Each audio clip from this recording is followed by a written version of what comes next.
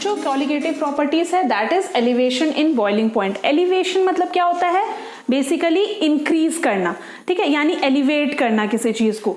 तो यहाँ पे दूसरा क्या हम बोल रहे हैं, एलिवेशन इन बॉइलिंग पॉइंट। तो बॉइलिंग पॉइंट क्या होता है, boiling point is a temperature at which the vapour pressure becomes equal to atmospheric pressure, ठीक है। तो उस कंडीशन पे जब मेरा एलिवेशन इन बॉइलिंग पॉइंट यहाँ पे हम लोग पढ़ रहे हैं, तो यहाँ पे हमने ये देखना है कि जो एलिवेशन इन बॉइलिंग पॉइंट हो रहा है वो भी किस पर डिपेंड कर रहा है, मेरा totally dependent on number of moles of solute, यानी कि नंबर ऑफ सॉल्यूट पार्टिकल्स पर डिपेंड कर रहा है, neither in the nature of solute particle, ठीक है। तो यहाँ पे हमने ग्राफ बनाया है, ग्राफ को अच्छे से समझो। एलिवेशन इन बॉइलिंग पॉइंट क्या बोलता है कि the boiling point of solution is always higher than ये क्या कहते हैं, the boiling point of solution is always higher than the boiling point of solvent, ठीक है। अब ये समझो कि ऐसा होता क्यों है, बिकॉज जब हम बात कर रहे हैं तुम्हारा वेपर प्रेशर का, वेपर प्रेशर किसी भी सॉल्यूशन का that is lower than the pure solvent, ठीक है। अब वेपर प्रेशर कैसे इंक्रीज करता है, जैसे जैसे टेम्परेचर इंक्रीज करते जाएगा वैसे वैसे मेरा वेपर प्रेशर इंक्रीज करेगा।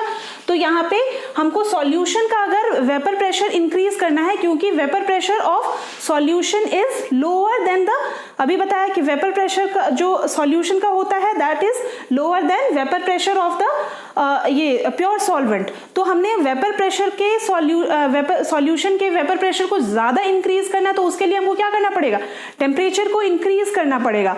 तो इसके कारण से कि मेरा जो टेम्परेचर होता है ऑफ सॉल्यूशन, टेम्परेचर यानी कि बॉइलिंग पॉइंट, ठीक है, यहाँ पे हमने टेम्परेचर को कोरिलेट करना है विद द बॉइलिंग पॉइंट। तो बॉइलिंग पॉइंट ऑफ सॉल्यूशन जो होगा that will be always greater than solvent, ठीक है। तो यहाँ पे इसी चीज को अब मान लेते हैं कि हमने क्या बोला कि बॉइलिंग पॉइंट क्या होता है, व्हेन वेपर प्रेशर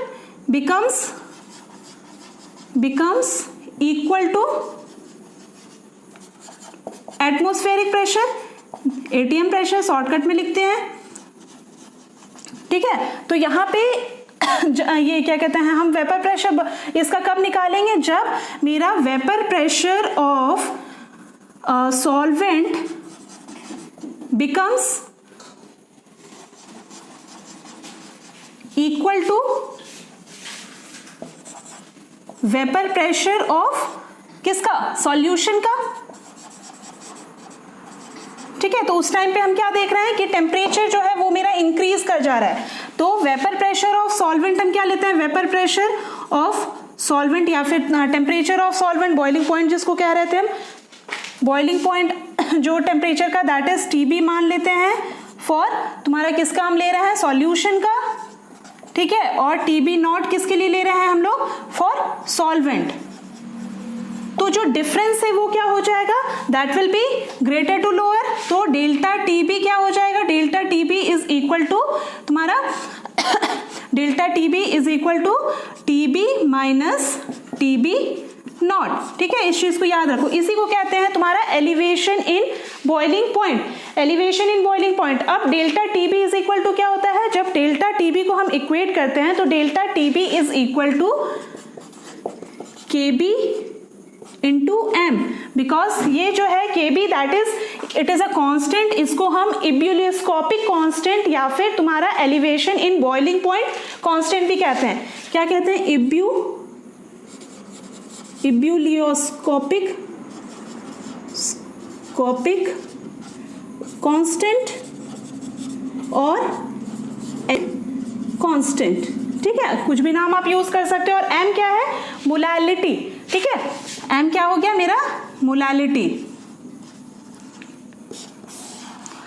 तो ये मिल गया टर्म मेरे को, ठीक है।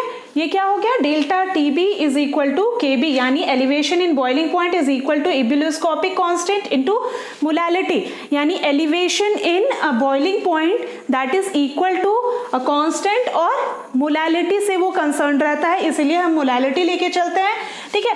अगर हम किसी भी कोई भी एक सॉल्यूशन है जिसका molality is equal to m is equal to 1 है, तो उस वक्त मेरा क्या हो जाएगा, delta TB is equal to KB, ठीक है।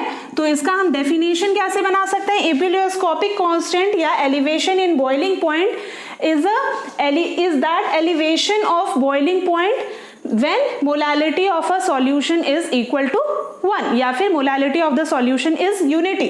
ठीक है, अब इसका यूनिट क्या हो जाएगा Kb का यूनिट आप देख सकते हो, Kb का यूनिट क्या हो जाएगा Tb, दैट इज टेम्परेचर यानी केल्विन।